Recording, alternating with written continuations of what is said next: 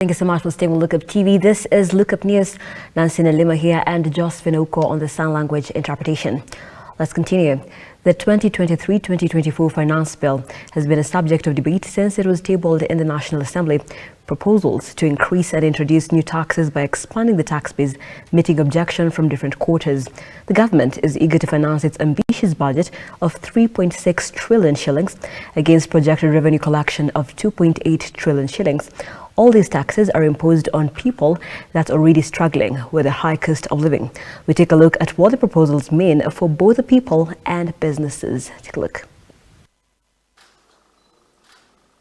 The bottom-up economic transformation agenda for inclusive growth is at the core of the government William Ruto's agenda to spur growth in an economy that is grappling with a tight fiscal space, a rapidly depreciating shilling, deteriorating balance of payments position, inflationary pressure and a long-running drought that has wrecked the agricultural sector.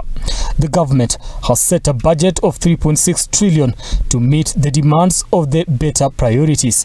According to the budget policy statement, the government intends to mobilize domestic revenues of up to 2.9 trillion Kenya shillings. So there will be still a deficit.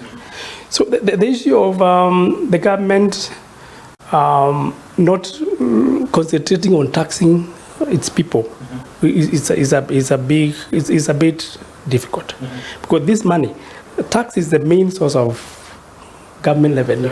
Over 90% is tax. So if they stop looking at the tax, they're going to go to borrowing, which is a very expensive, domestic or external is going to be very expensive affair. Taking into account the budgeted expenditure, the government will have an estimated deficit of 768.2 billion. Given the tight fiscal space, the government has to source for additional resources to meet its requirements. It is against this backdrop that the government tabled the Finance Bill 2023 before the National Assembly.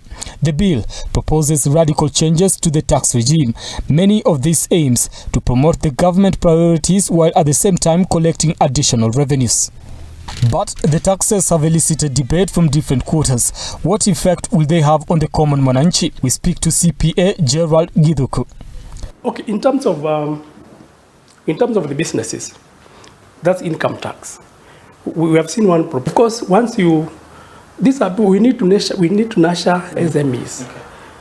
75% of employment is generated by SMEs.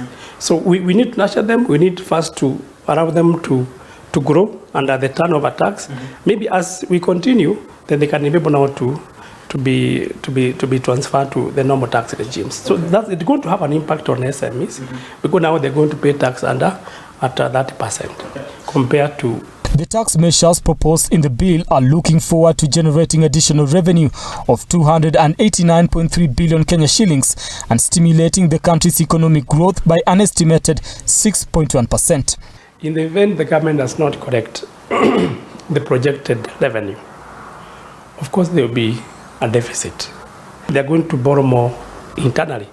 But we will see a lot of borrowing by the government. We are going to see a lot of undercutting of the cost of the expenditure, because of course I think there should be a bill in Parliament that is saying that there should be a balanced budget without borrowing.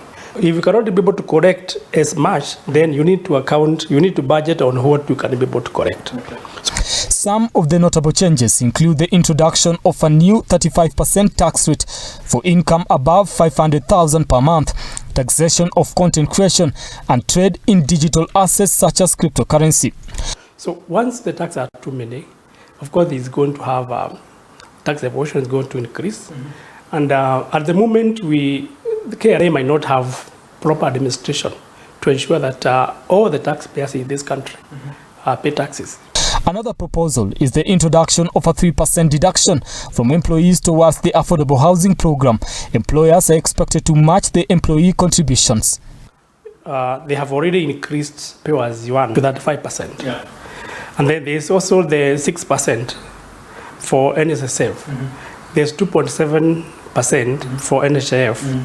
And now there's 3% for National Housing Development Fund. The 3%. If you look at all that, so we are depleting the disposable income of this person, because that is almost like 47% of your income. An increase in VAT is also expected to shake the cost of basic commodities and the cost of living.